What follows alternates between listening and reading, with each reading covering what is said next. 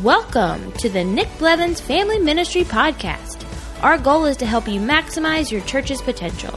You'll hear from top leaders in children's, student, and family ministry about the principles and practices they use. Now here's your host, Nick Blevins.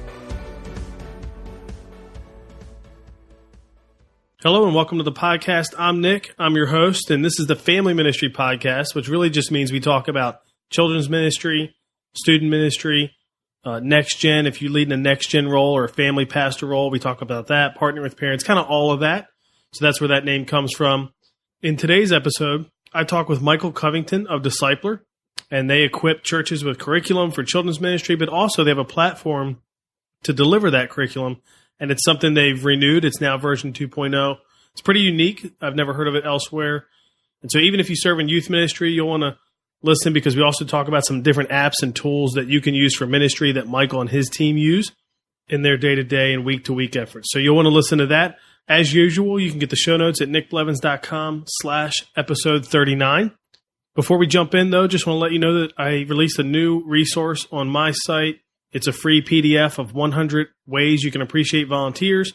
So it's 100 ideas, different categories of ideas. Some cost a little bit of money, some are free. But if you're looking for some different ways to appreciate volunteers, you can get that at nickblevins.com/volunteer appreciation, or to be right there in one of the posts if you listen to this when the podcast comes out. But enough of that. Let's go ahead and jump into my interview with Michael Covington of Decipherer. Well, today I'm joined by Michael Covington. Welcome to the podcast, Michael. Thanks, man. Tell us a little bit about yourself and what you do.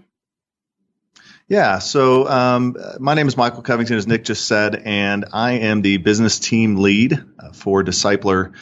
Decipherer is a part of the David C. Cook family of ministries, and I've been doing this for, probably, in this particular role, 2.5 years or so. And prior to that, spent my time mostly in business, working in publishing, working in even Christian retail, ran a Christian bookstore for a number of years, and just really have a passion. I've always had a passion for seeing people grow, whether it's spiritually or personally. And so it sort of fits my passions and my abilities and my giftings well. So enjoy doing what I'm doing. That's awesome. I have to ask, what led you there? Like, what did somebody invite you to a job? Was it kind of a conversation, to change not just jobs, but even in some ways, I don't know if industries, but type of job too? Yeah, no, I mean, for me, it was, probably like with anything, usually whenever we land somewhere new, it's because we knew someone. But, for me, I spent a number of years in the Christian products industry, as I mentioned. And so that, over the course of years, you kind of pile up a number of relationships. And I spent about 5 years prior to coming to David C. Cook with the Evangelical Christian Publishers Association, and got to work on a lot of fun projects and initiatives there. And in that time, just one of the folks here at Cook, who I got to know pretty well, had invited me to go out for a game of golf. And during that game of golf, he offered me a job. And so the rest is history. And I've been here about 5 years in total, 2.5 or so, or about 2 with Decipherer. Did you win that game of golf, or did he win that game of golf? Did you let him win the game? Yeah, see, that's well, first off, you have to be good at golf to actually win at it. So were I good at it, I probably would have punted anyhow, but I'm not good at golf. So fortunately for him, it wasn't a difficult challenge that day. That's awesome. It was perfect for you. Well, before we jump in and talk a lot about David C. Cook and Decipherer specifically, kind of want to take it back a bit and more broad perspective and just talk about technology and the church and children's ministry especially. What do you think technology has to do with fulfilling the Great Commission? Where does it come into play? Gosh, it's a great question.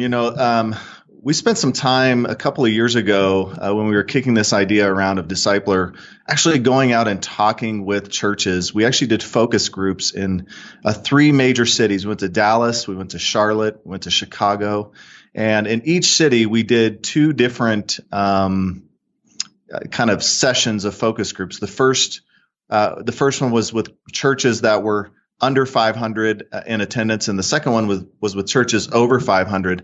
And we actually reached out to them in advance, to get them to come to this focus group and to help qualify and make sure we got the right people in the room.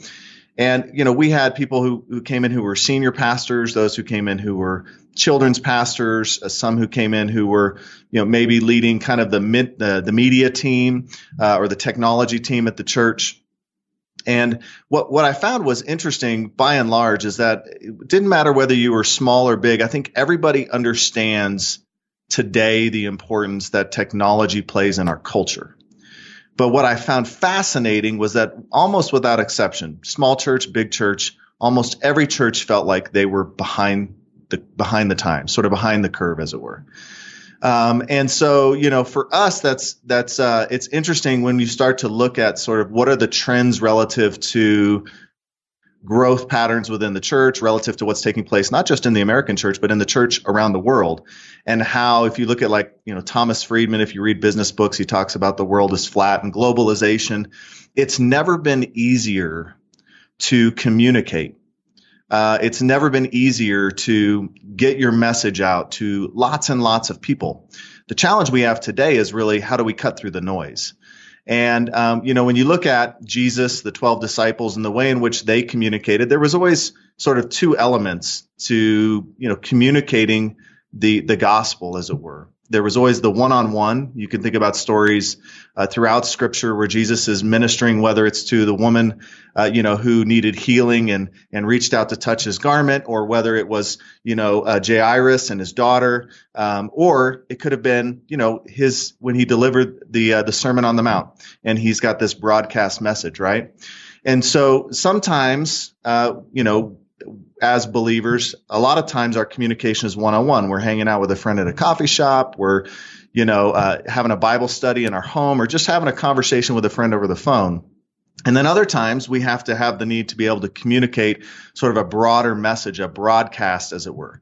And so, I think most of us can probably think about, just like this weekend when I was sitting in church, how I go to a multi-campus church and the pastor sort of rotates, and they use a kind of a simulcast sort of equipment to make sure that the message he's preaching in one location is being simultaneously broadcast to the other. And that's probably a very elaborate use of technology, but we probably don't think about the ways in which we can use technology at a personal level all the time to be effective in carrying out the Great Commission. And it would be important to remember, what is the Great Commission, right? Jesus didn't just say, go out and notch your belt. He said, go therefore and make disciples, right? And we all sort of have this innate understanding, if we've been around the church for a while, what is a disciple, right? And this idea that a disciple is somebody who is sort of, I love the way Ray Vanderland put it. I don't know if you ever saw That the World May Know. He talked about this idea of people following very closely to the rabbi, and they would have this saying that was like, may you be covered in the dust of your rabbi's feet, right? So this idea of being a disciple is being a close follower of Jesus. So if we are to go out and make close, committed followers of Jesus, and we talk about how do we use technology to do that, my question is, how do you do that today and not in some way or another use technology? You're on Facebook, you're on Twitter, Instagram, Snapchat. We think about all the different social media platforms, but there's email. There's a number of different ways outside of even just the hardware itself in which we can use technology. So using technology to achieve the Great Commission should be something that, because of how ubiquitous technology is, should be something that is like breathing for us. However, there's a disconnect because you go back to those churches who all told us, we feel like the church is behind the times. And so to more pointedly answer your question, technology can play a super important role in fulfilling the Great Commission. The challenge is getting churches to embrace technology and how they teach and train disciple makers, that's all of us, in the church to use technology to achieve that Great Commission. Does that make sense? It does. And I think what you're saying confirms a suspicion on mine, but let me ask it. You tell me. In the focus groups, you didn't really have a lot of people saying, hey, we think it's evil. Like, they acknowledge a lot of bad things could happen through technology, but I don't get that sense anymore. But I do get the sense of, like you said, that we're behind the times. So while we don't think it's bad, we're not exactly leveraging it for all the good that we can do through it. Is that accurate? Yeah, no, I think what's taken place within the church is kind of this, we feel a tension, right? We sort of understand that so much of what we see in social media is kind of this. Well, first off, we might use technology to sort of avoid people these days, that we can sort of create a persona of who we want people to think we are and not really have to deal with the messiness of life. And so I think that in some regards, we sort of tend to shun, even though we all embrace it on one hand, we also sort of, from a spiritual perspective, think, I don't know if this is something that we can use to the glory of God. The second thing is, we live in an age of selfies, right? I mean, we have this sort of narcissistic behavior where we're constantly talking about ourselves. And so again, I think the church sometimes feels like it can't figure out a way to leverage this tool. But, I think if we approach it as something that's neutral and realize that just as with money, just as with time, just as with anything that we have that can be considered a resource, technology can be leveraged for good. It can be leveraged for bad. And I think what we want to do is say, how can we leverage technology to advance the goals of the kingdom? Before we jump in, I want to ask you about how it can be used personally, because you mentioned that. But before that, I'd like to ask, what about kids specifically? A lot of people are listening, lead in children's ministry or youth ministry. So for kids, youth, students, how especially are they impacted by how the church handles technology? Well, first off, I think it's important that Paul said that we try to be all things to all people, that by all means some might be saved. And I always say that was not a case for relativism, right? That was a case for relevancy, right? That what Paul is saying is that no matter what situation you find yourself in, find a way to create common ground. And I think when you look at kids today, I've got two boys, almost two teenagers. I've got a 12-year-old who's turning 13 this year, and then I've got a 14-year-old. So my house, well, let's just say we're investing in deodorant these days. Yeah. So, maybe it smells. Yeah. So there's no food. It creates an interesting dynamic. And what I find that's so crazy for me, and maybe this is where some folks can relate, is that my kids innately know more about technology than I do. And it's frustrating because I make a living working in a field where we're building technology and we use technology all the time. But they are digital natives. I mean, without giving away my age, but I'll probably do this a little bit. I mean, when I was in high school, we made the switch when I was in high school from taking typing class to keyboarding class, right? Nice. And so, for me and for some of us who are sort of over 40, those in that Gen X and older generation, we've had to learn a lot about technology. But for my kids, they've only ever known technology. And I find it interesting, when we have these conversations, how they take some things for granted, and I'll start to explain something and they give you that look like, oh gosh, here he goes again, like he's going to give us one of these sort of fatherly, leave it to Beaver type speeches.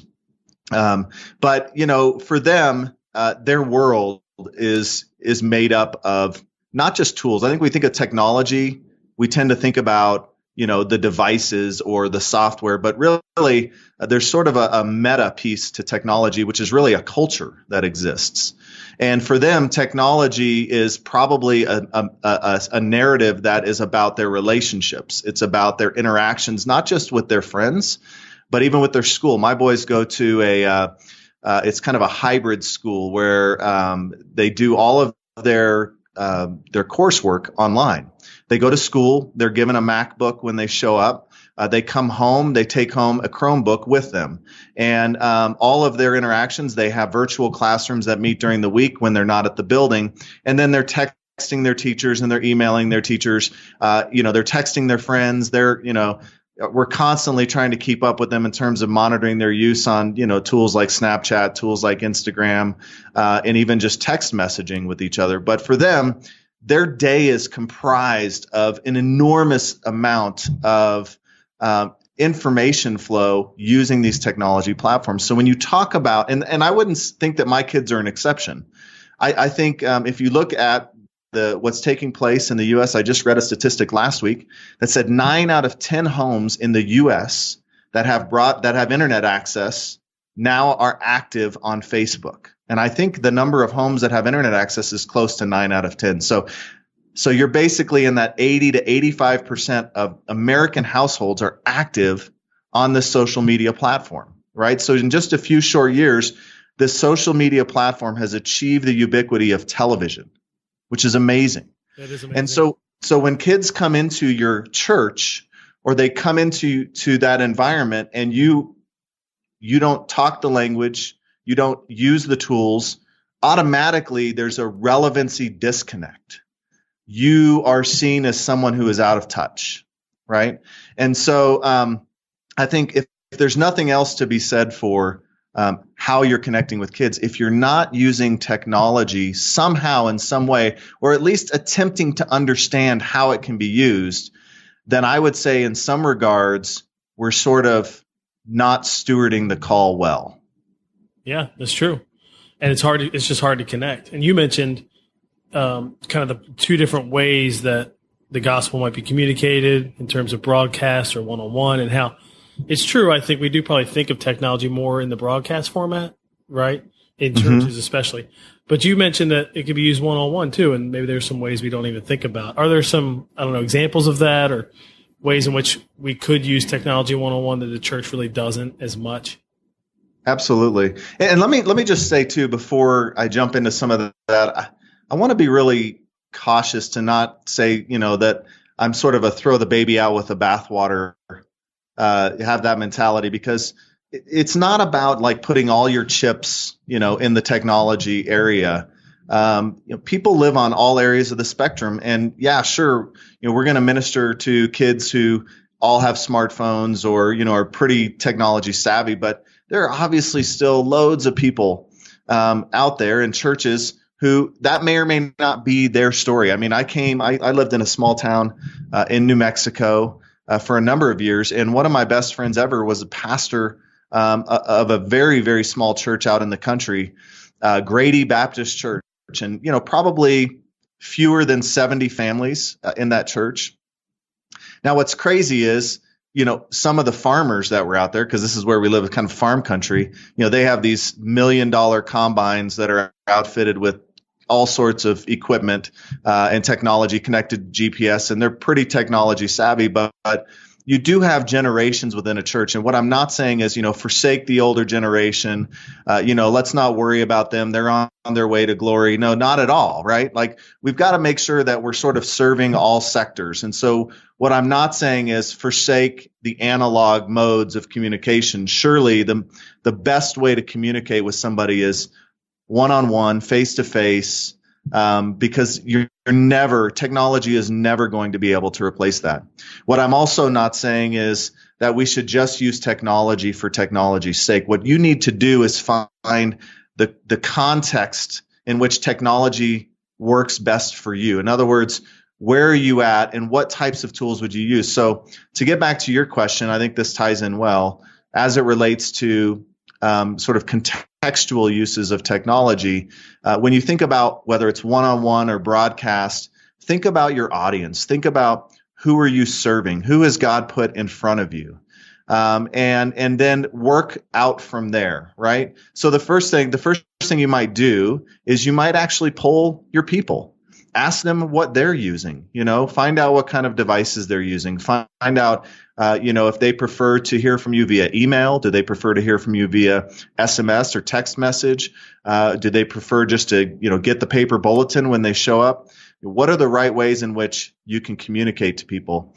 In terms of one-on-one communication, there's a whole host of different ways that you can do this. And one-on-one can maybe even be interpreted a couple of different ways. It can be interpreted as what we're doing right now, Nick, which is I'm talking to you, you're talking to me. There's sort of this audience who's listening.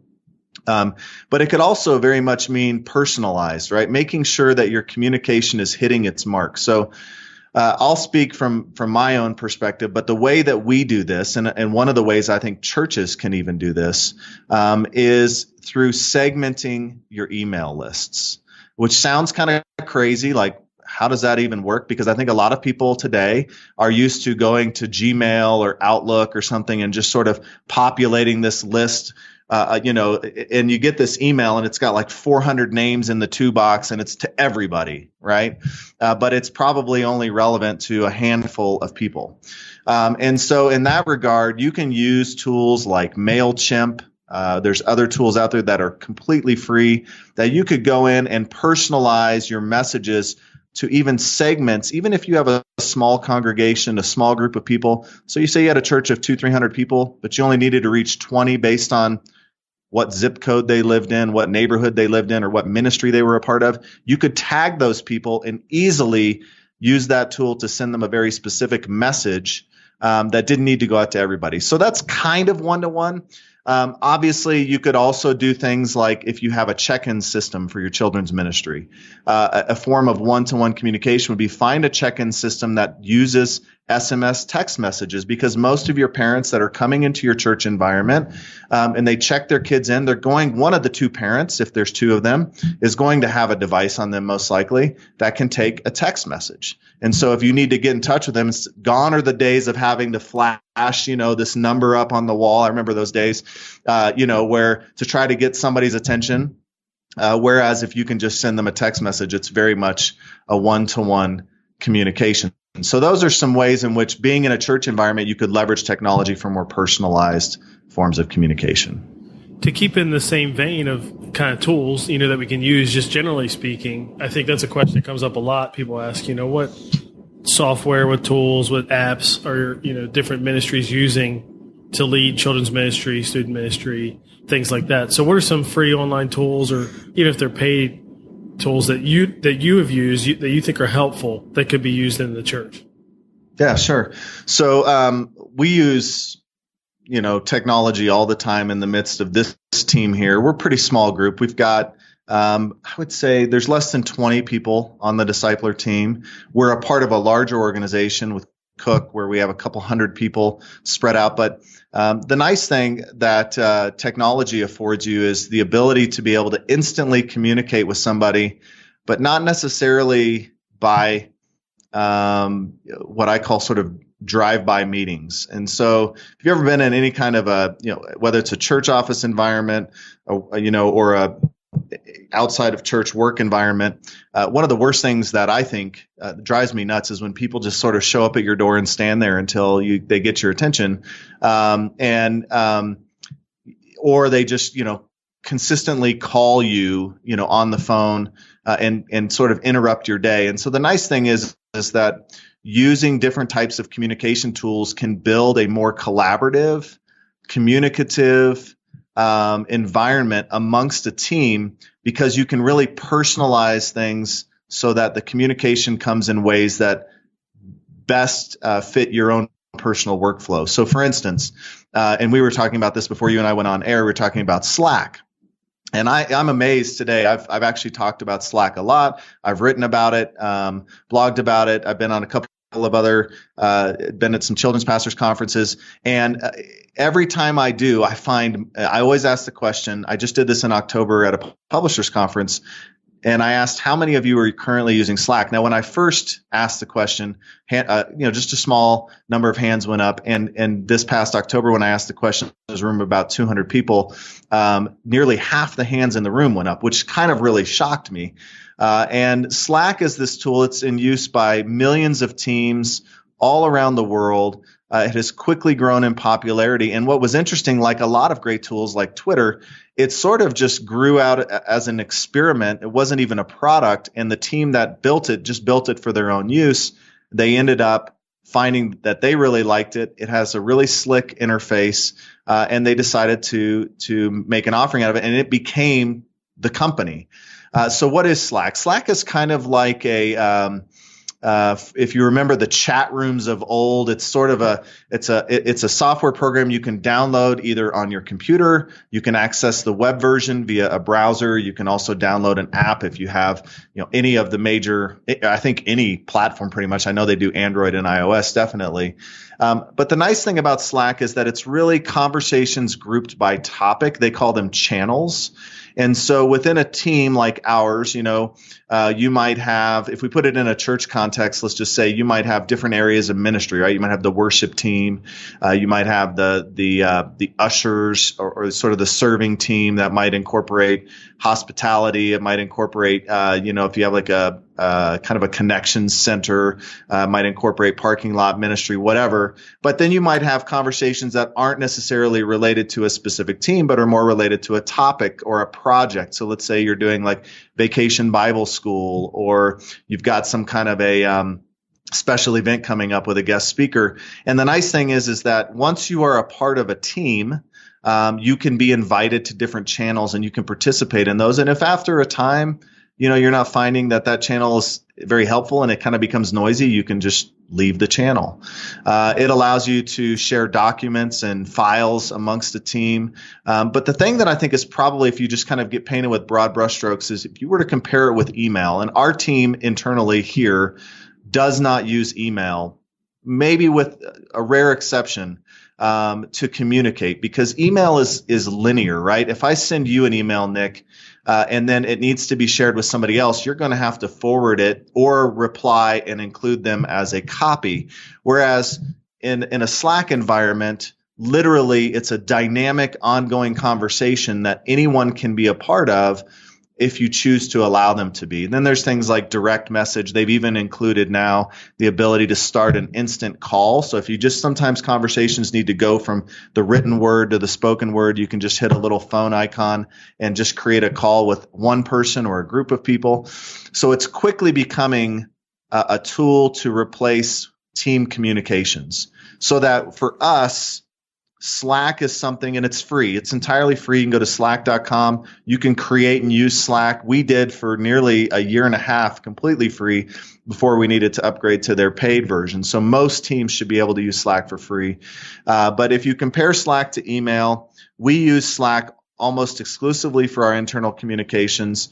It also integrates well with other tools. And so like I mentioned MailChimp earlier, you can actually incorporate different integrations with different tools like MailChimp, so that if, say, you send a campaign, you can have a channel that feeds in statistics from MailChimp, like how many people opened your email, how many people clicked on a link in your email. Rather than having to go into MailChimp, you can go right into Slack, which kind of becomes your information central. And then email itself really becomes more of an external tool. It's something you can use to communicate with people outside your organization. So that's the first one I would recommend. The other one, and I get huge interest on this from people in ministry, particularly children's pastors who tend to be a little bit more type A, very much process-minded, very much managing projects with lots of people and not lots of resources. And so this tool is called Trello. And Trello is interesting. Actually, they were just acquired by a company last week called Atlassian. So I'm a little nervous to see what happens, but Trello is based on if you drive a Toyota, you are actually the beneficiary of this process. It's called Kanban, which is a Japanese term that means visual card. So think like Post-it note, right, or sticky note. And so the idea is that if you break a project down into sort of its components, like, so if we were to simplify and say we have a to-do pile, we have an in-process pile, we have a holding or a waiting pile, meaning we're waiting on something, and then we have a completed pile. So that's just a simplified project flow, right? So things come into the to-do pile, and then we prioritize those things and we move them into the in-process file once we start on them, and then we move them from in-process either to waiting and on hold or to complete.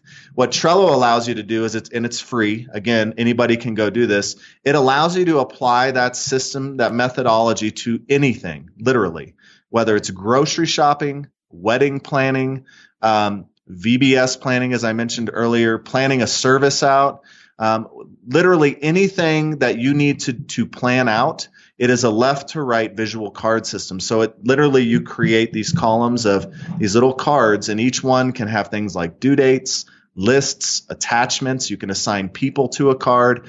And so therefore a card becomes a task that you move from left to right. It's really simple. There's lots of great tutorials on it. We use it all the time here. In fact, we have it integrated with Slack. So for instance, if you go to Decipherer.com today, this is my sort of shameless plug, but if you go there and you were to click a button that says, give me my 2.0 discount, that will take you to a Google form, which is another free tool that you fill out. And once that form is filled out, it is linked up to our Trello board, so it automatically creates a card for us. We don't have to do anything. Once that card drops kind of in our to-do column, that flags our team to know that they need to follow up. But the cool thing is that we get a notification in Slack that a new card has been created in Trello. So you can start to see how all of these tools sort of work together, and they're all free. So I've written some articles on this. If you go to the Decipherer blog, there's an article I've written on Slack and Trello, and I think I've written about Evernote as well. If you want more information, feel free to check out our blog, and hopefully you'll find some great tips that might help you be a little bit more productive so that you can really focus on being more productive for the kingdom. Yeah, one thing that really helps is what all of these things are kind of designed around is teamwork. So like as a staff person, you can get volunteers to help you out, and this is like a tool that you can use to get everyone on the same page. One of the best uses I saw or have seen of churches using Trello is onboarding volunteers, because it's a very step-by-step oriented process. Yep. So they'll create a card and move them from this to this step to that step, and everybody can see, where everyone is at one time. In fact, the one church I know that uses it, I mean, they probably average over 15,000 in attendance and have 8 locations. And so it's not, wow, they could absolutely afford to buy something, that would do this as well. But they use a free version of Trello to do that. Well, and totally. I mean, it's funny because here at David C. Cook, Discipler is kind of what I call a skunk works team, right? If you're not familiar with the term, it actually grew out of, I think it was World War II, when the military needed to build a fighter on very little budget, very little resources. So they took a group of people, I want to say out of Boeing, and they put them over in this little division and just kind of hid them away and said, here, go do this. You have this short amount of time and no money to do it, and we'll leave you alone. Just get it done. And that's kind of how Decipherer started within David C. Cook. And so really we have not adopted some of the larger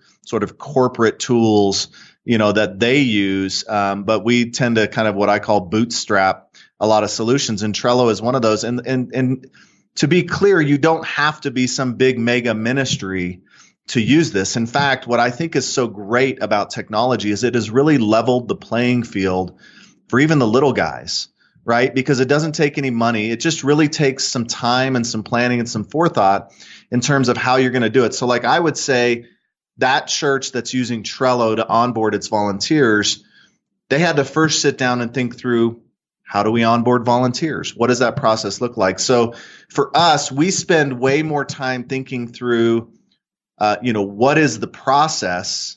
What are we trying to achieve before we ever pick a solution, right? Now, I've been on the opposite end of that where people are just enamored with technology. They go out and they pick a tool and say, we're going to use this great thing because it's so cool. And it's a huge waste of time.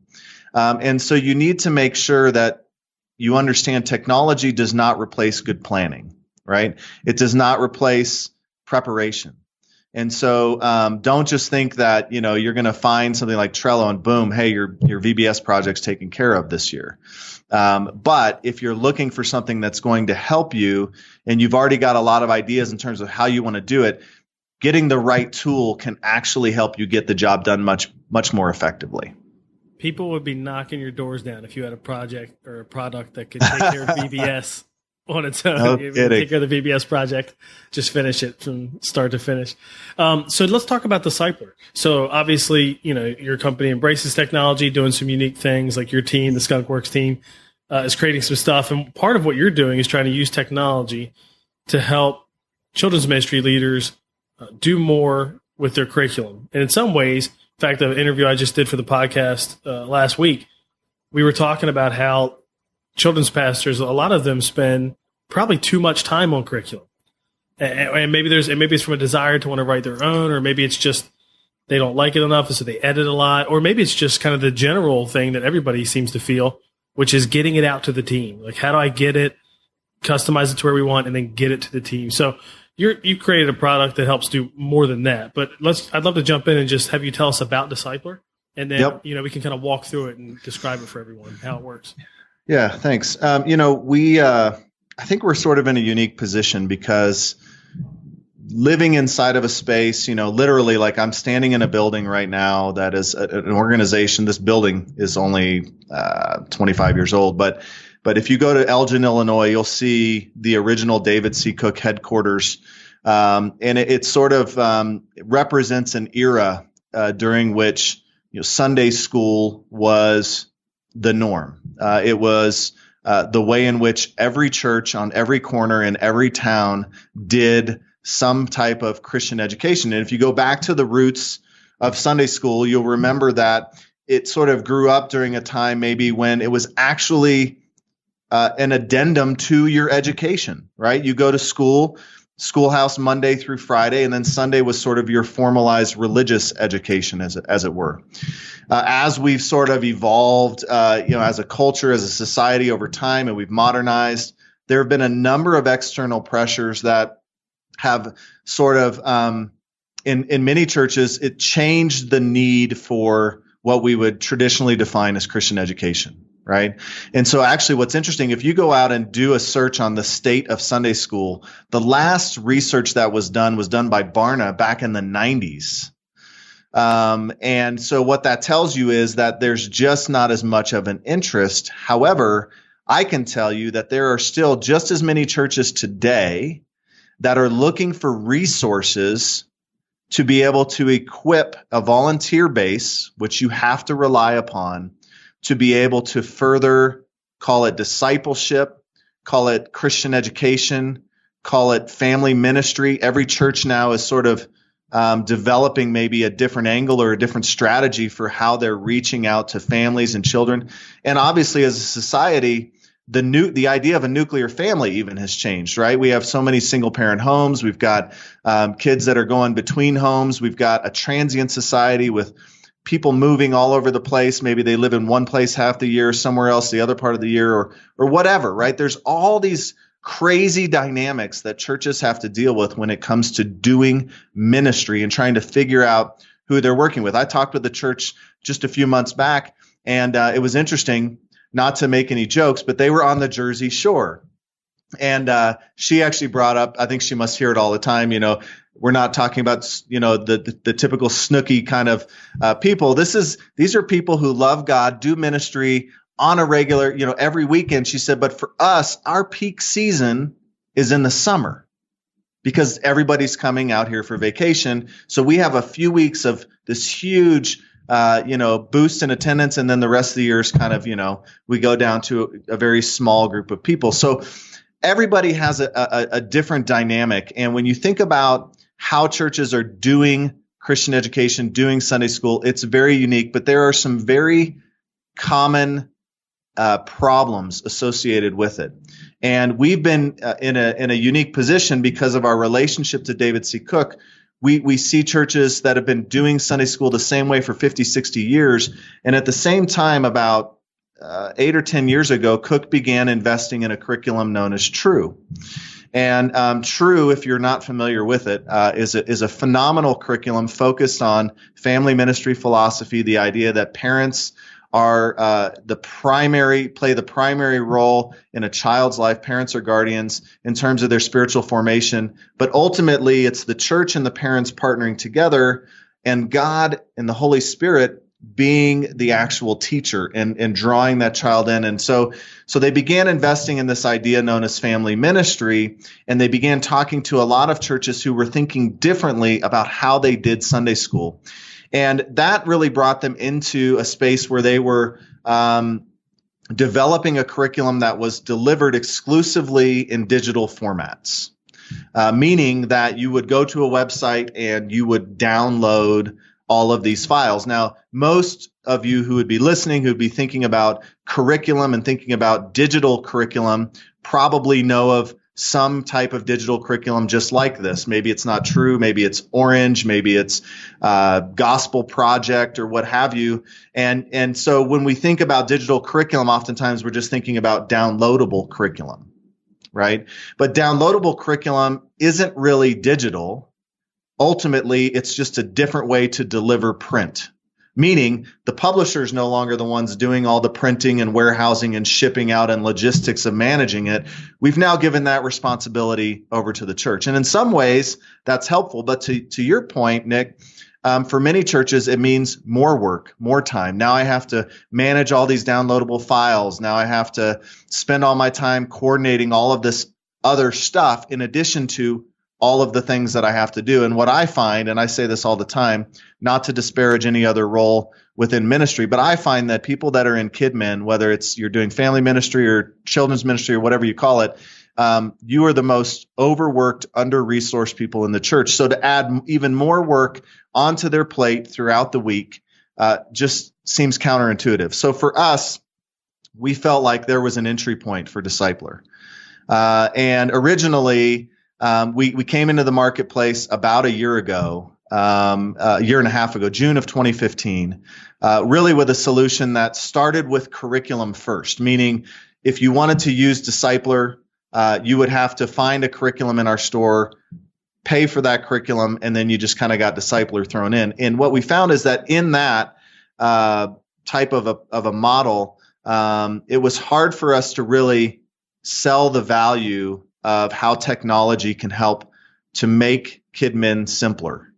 In other words, to address some of these problems. So we are on the precipice of launching our next version. We're calling it 2.0. I know it's original, but the idea is that we really want to flip the script a bit and to really focus much more in on utility and helping to address some of these sort of black holes for time that children's pastors and those sort of in the resource ministry area of the church often find themselves in. So what do you think it looks like? You know, somebody's going to use Decipherer and curriculum. How does that work practically for them? You know, is going to help them week to week. Yeah. So for 2.0, sort of the first big thing we've done is if you go out and you Google the term Sunday school curriculum or children's ministry curriculum or digital curriculum, whatever, right, for the church, you're gonna get hit with a billion different options, right? And it probably creates a lot of anxiety just thinking about it. I was talking to a church just a week ago, and she referred to it as the curriculum abyss. And so any church that has gone through the headache and the hassle of, finding a new curriculum, it's not just about, oh, this looks like a good curriculum, we're going to use this, because now you've got to get your team on board. You've got to maybe get your leadership, your senior pastor on board. And so for a lot of churches, making that change is not something they take lightly, nor is it something they want to do frequently. But what's interesting is that 80% of churches change curriculum every 2 to 3 years. Whether you end up with a leadership change, you end up with, just a change in direction. Maybe your team is saying, you know what, we're kind of tired of these lessons. We want to do something different. So at the end of the day, whether or not you want to, you're probably going to change your curriculum every few years and have to go through this routine. So that was sort of the first problem we wanted to address, was rather than, hey, you need to come to us because we've got this great 3-year program, and it's chronological and it's Christocentric, and we throw all these great terms out there. Not to say that any of that is necessarily bad. It's just that everybody has their spiel when it comes to curriculum. What we realize is that churches, by and large, love choices. They want flexibility. And to your point, even if you do find a curriculum you like, the chances are that there's something about it that you might not. There's something that you might want to change.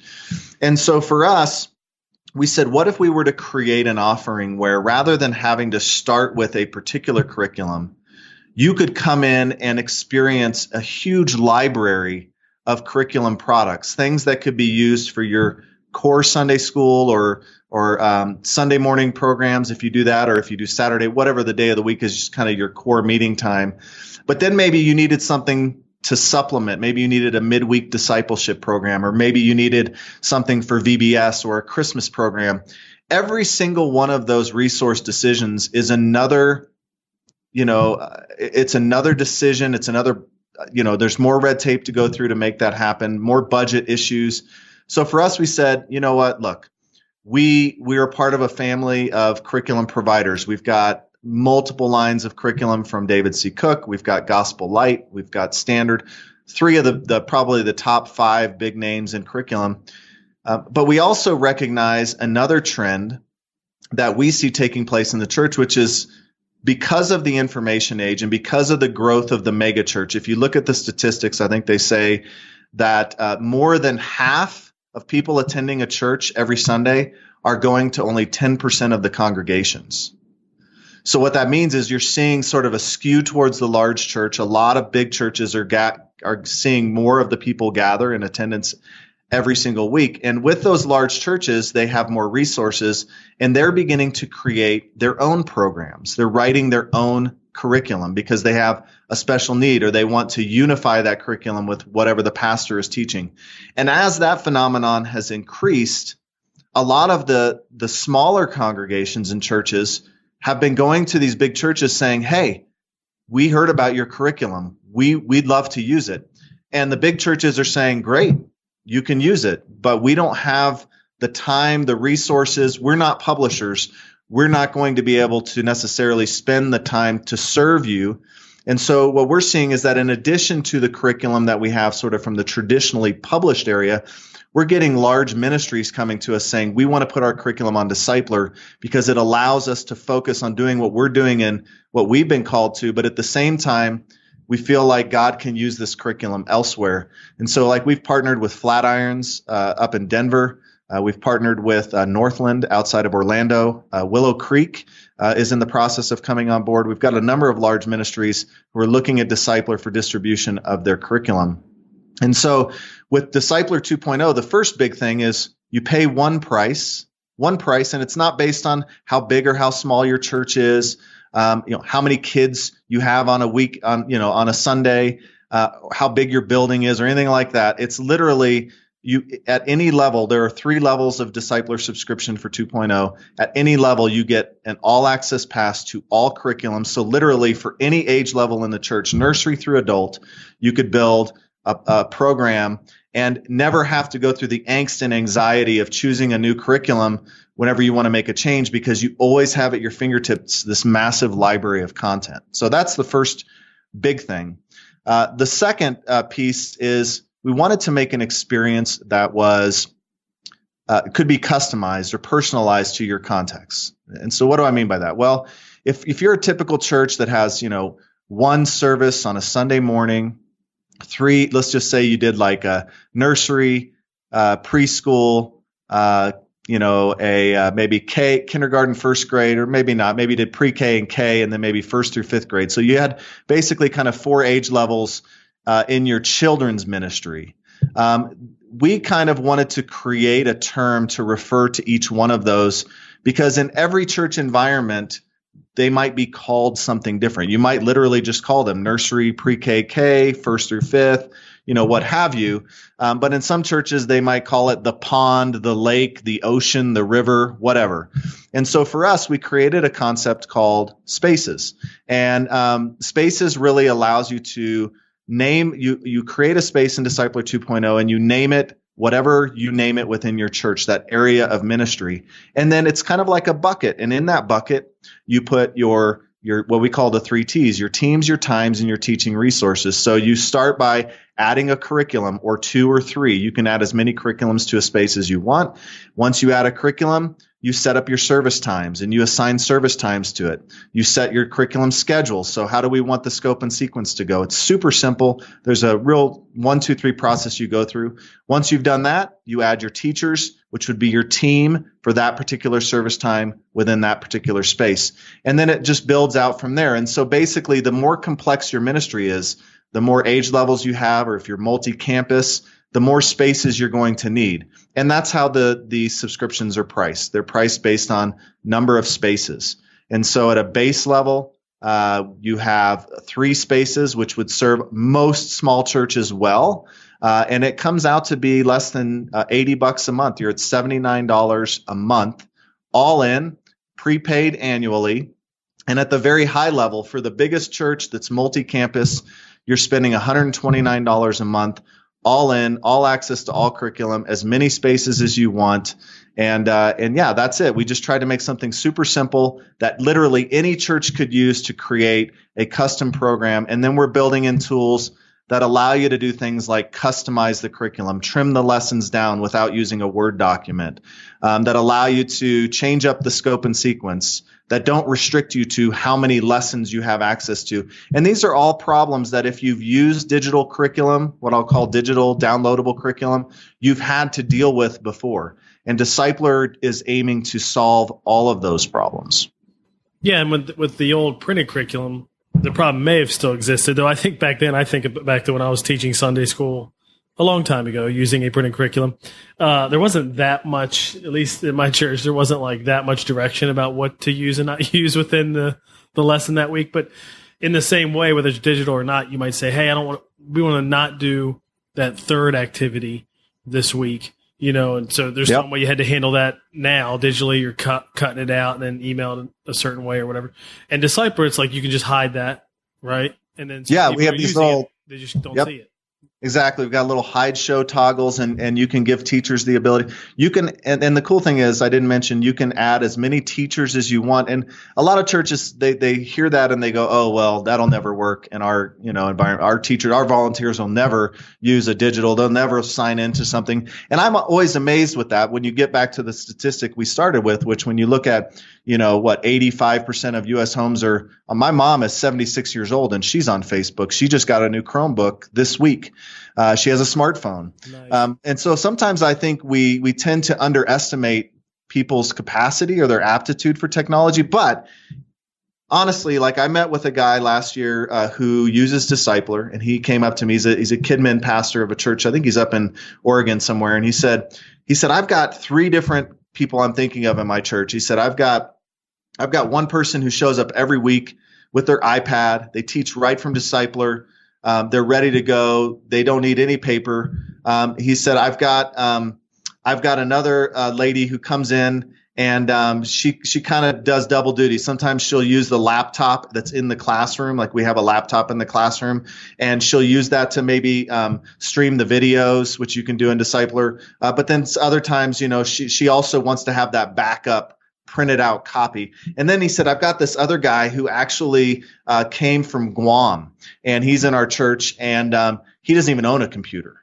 There's no way I could even email him a copy. And so for us, what we've always said is like, we're not burning the ships on, print and paper and that kind of stuff. We're building a bridge to the past. We make sure that at any level of aptitude within your church, you can still print out the lessons. You can print out the supply lists for your activities and all of that. But at the end of the day, we're hopeful that we can sort of pull people along as we sort of get back to that idea of digital discipleship, that ultimately technology is a tool that we should be leveraging to make our lives less complicated, and in order to allow us to really focus in on the things that matter most. And in this case, obviously, it's helping to nurture that faith life inside of those young lives that God is bringing into our church every week.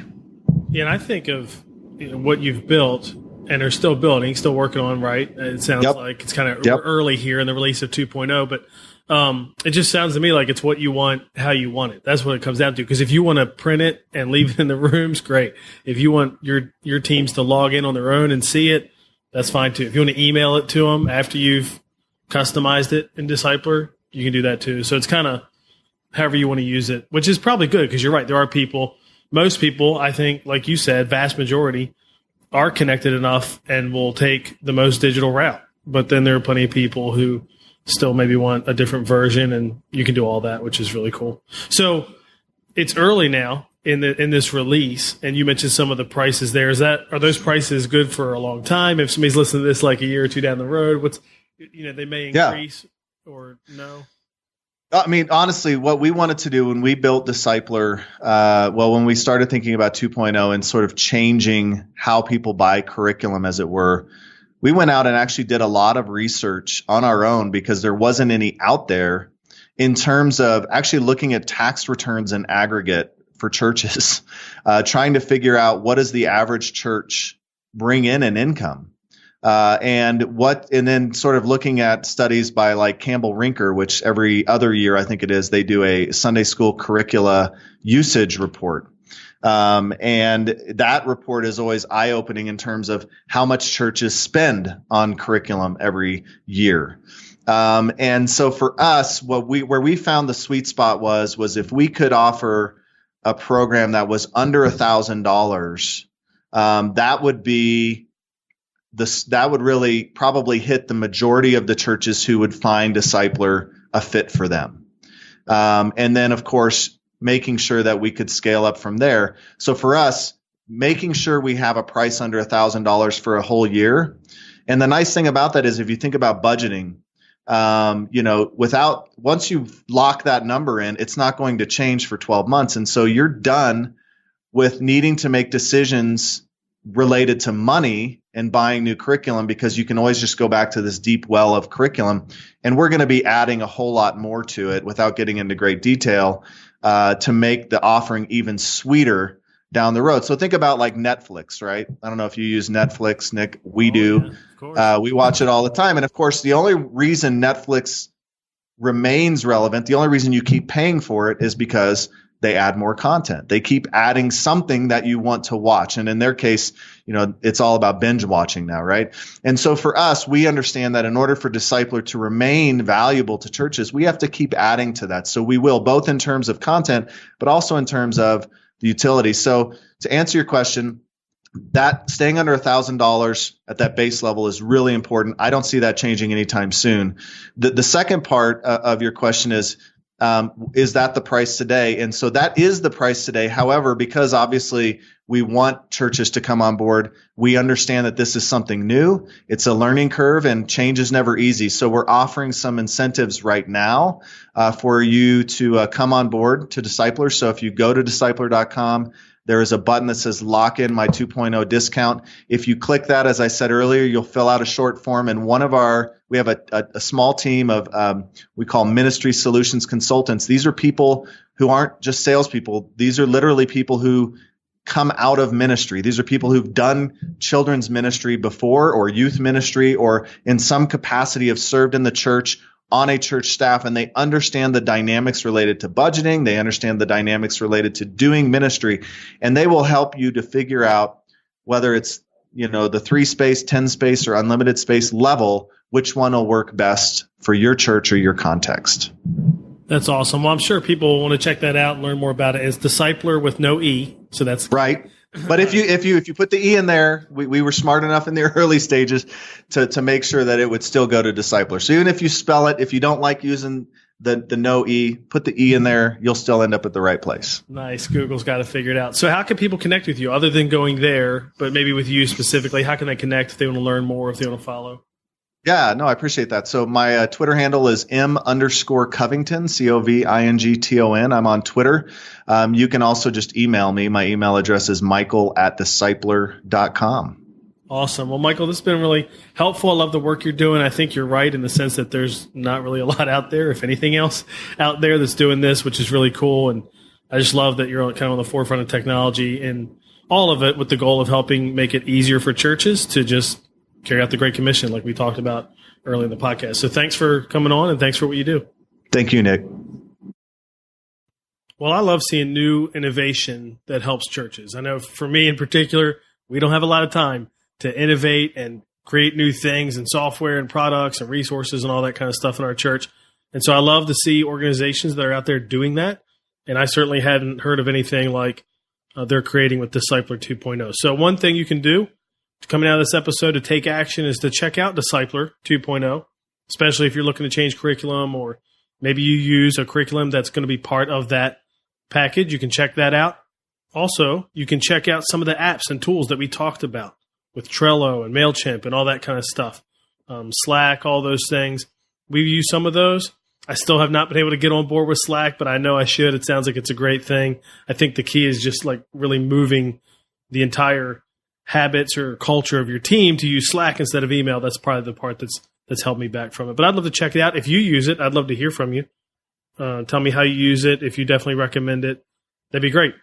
You can get the show notes at nickblevins.com/episode 39. And in the next episode, I interviewed Tom Bump. Tom's a friend of mine, children's pastor. He's been serving in children's ministry for 3 decades. And we talk about what he's learned in ministry. And it really applies regardless of the role you're in, because we talk about delegation. We talk about conflict. And we actually talk about a conflict that he had with his lead pastor, specific instance. And you get to hear about that and how hard it was and what he had to do to really come out on the other side of it and be healthy and what that did in his own heart. I just think it was really, really good, vulnerable, and I was appreciative that he was willing to share that. And so I think we can all learn from it. So you don't want to miss that. Be sure to subscribe, and I'll see you in the next episode of the Family Ministry Podcast. Thanks for listening to the Nick Blevins Family Ministry Podcast. We hope this helps you maximize your church's potential. We would love to hear stories of how you apply what you've learned. You can do that by leaving a comment on iTunes or in the show notes at nickblevins.com.